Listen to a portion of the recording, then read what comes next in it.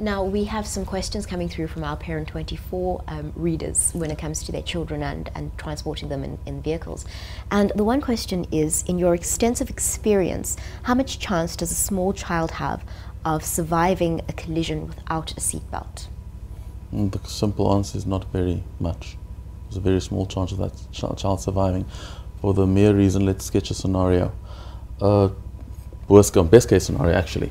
Let's say a 5-kilogram child on your lap, or a child not restrained in a vehicle weighing 5 kilograms. Let's take a small child, for example. Are we talking about a child toddler size or baby size? What are we talking about? Well, it says a small child. Let's assume a toddler. A toddler.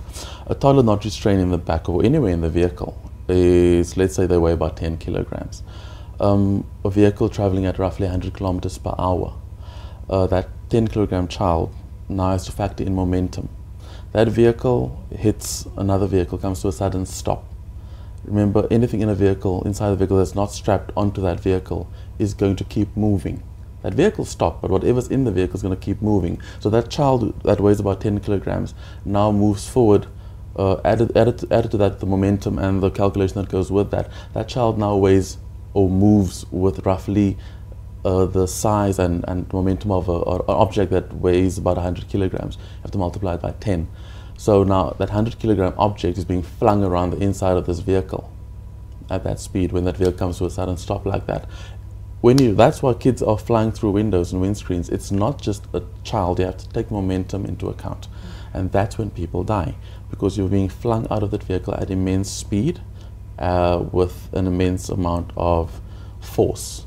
So that's why kiddies are not surviving these accidents. They're too small. They can't grip onto a seat like an adult could, perhaps.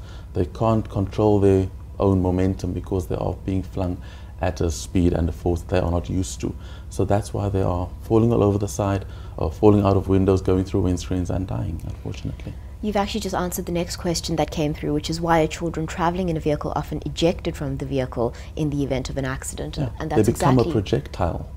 They are flung out at that speed, at that force, at that weight. It's no longer a 10-kilogram child. It now becomes a projectile, essentially being able to go through anything. Right. Let's speak about parents with small babies in arms.